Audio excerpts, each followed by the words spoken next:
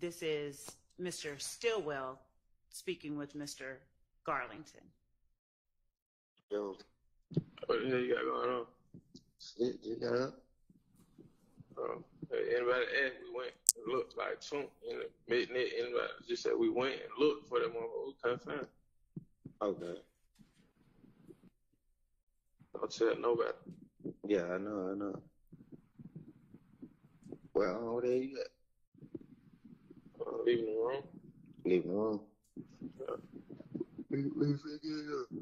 Huh? What you finna get into? Shit, same old shit.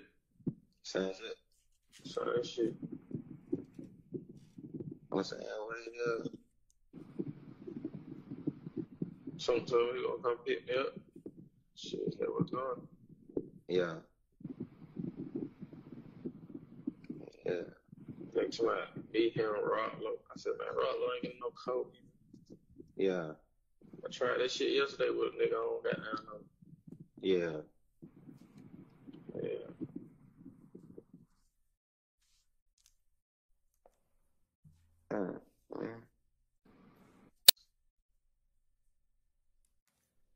I stopped it at 1 minute and 14 seconds. Mr. Stillwell is apparently on the recording, or what's alleged to be Ms. Stillwell saying, but I couldn't find it. I don't know what the state's theory on how this advances a conspiracy. I can guess, but the pronoun it doesn't make a lot of sense to fit their theory. So I don't, from the context, I don't see how that could be in furtherance of a conspiracy. That seems just like talk, which we obviously aren't privy to the conversations that these gentlemen have offline, which would provide context and context that they have it with each other. But that's my objection. So, Your Honor, we believe this is a party opponent statement of Mr. Stillwell, but from the state's reading of this call, they're trying to do a drive-by shooting, but they can't find the op, just to put it plainly. And then when one is asking what you're getting into and the other one says the same shit, essentially they are apprising one another of their efforts to shoot an opposition gang member. Right. And I don't know whether it says it or him, but right. Regardless, I mean, the whole context of it, you can tell that's exactly what they're talking about is what Ms. Love just offered. Gonna admit it both as an admission by a party opponent and under the co-conspirator exception. May we have a continuing objection to all these? Sure. Thank you. Yeah, I mean, I understand that just because I'm ruling against y'all aren't waiving your objection.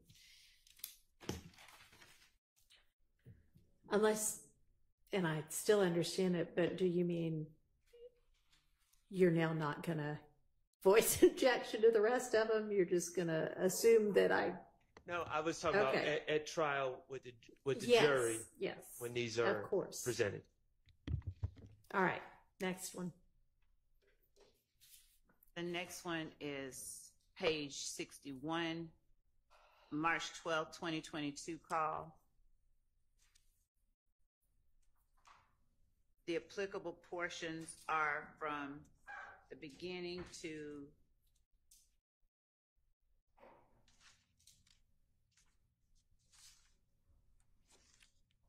(2 minutes and 35 seconds). And in this call, well, we have the summary that's listed. If the court needs more, I can get more. No, go ahead and listen to it.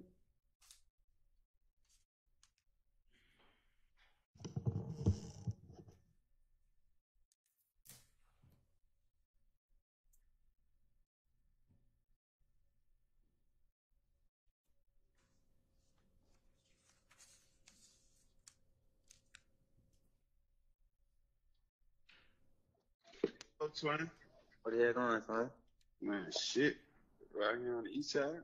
On the east side. What have you been up to? Man, shit, chilling. Yeah. What the hell you got going, bro? You alright? Man, that shit that crazy. Yeah, man. That shit Man, that gay.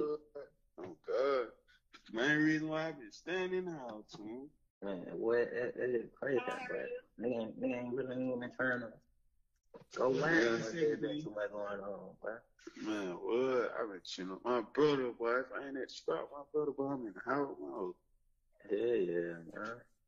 Man, you know, goddamn, you know, I ain't got that going, you know, you need, I'm gonna call away, though. Yeah, for sure. I wouldn't you back. Like they told me, little bro, it was your little partner. I don't even know that nigga from the paint. Who? That nigga, Lil Dee. But my mama told they was me and my brother in the car right now, nigga. We come with these niggas now trying to see who the hell this is. Who? That nigga, you talking about Lil Dee daughter? Nah, hell no. Oh, you talking about Lil Dee? Yeah. Oh, wait, yeah, you might be serving him or something. No. He like, oh, yeah. All right. Yeah, no, cuz, you know what I'm saying? We got down, I go with the whole, but I think the whole, like, telling him, like, you know, I stayed, he talking about what you want to do, like, what do you want, like, what do you don't even know me, why you don't want to play like that? Man, what? Yeah, somebody just called me and told me shit, like, I don't even fuck with the whole, like, nigga, Who? man, the whole, who everybody was just fucking with, man. What old twin? The whole, Waco. I don't know her, but I'm gonna holler at Lil Dee about that. Yeah, I don't know tonight. What you want? Like, what you want to do back? But you seen it with your own eyes. No, nigga say he heard it. You know, I got down. You know the little shit with the hell between them. She thinks that down Shannon and Paige set her up. Yeah, she think like they set her up, so she got down like. Alright, these niggas want to play like that. Like, I know what all the drops did. Like, I know what all these drops did. So they were like, they heard. Yeah, they were like, they heard. And they were like, all right, so what you want to do? What you want to do like the nigga did? Okay. Yeah, but I don't even know you. I mean, Unlimited. And yeah, don't call that nigga. I ain't got no number for him. I'm finna check his call. What the hell you got going on, man? You know, I'm not here on the street, bro. Who the hell you gonna have to fool you? don't tell him. Man, be smooth, man. Come on, man. They probably just tone for you. You know how that go, bro. Yeah. I'm finna call that nigga right now. Until the call. I got you. Yeah. Okay. So, Judge, this call is one in which one is apprising the other of what's going on, letting him know. Mr. Garlington letting the other male know about things that may put them in danger. This person believes, one of the opposition members believed that Shannon and Pokey set her up. He's apprising the other male that he's talking to that this person is asserting they know where all the drops and the spots are, in keeping them, one another, co-conspirators, up to date on possible actions that might be harmful to the group. They are allowing each other to remain alert and ready for any action that may come as a result of what this person that they're talking about is doing.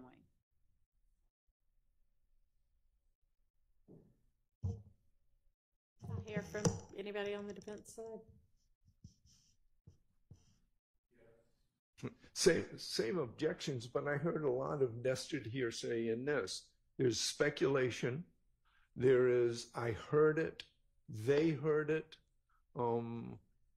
It's replete with nested hearsay, and we still don't have an identification of the person being called.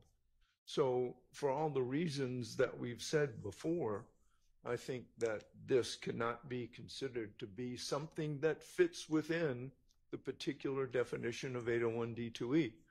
And I just want to say that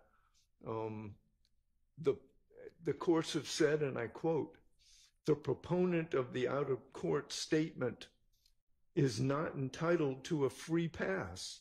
A judicial determination that a co-conspirator's statement tended to further the conspiracy must be supported by some plausible basis in the record.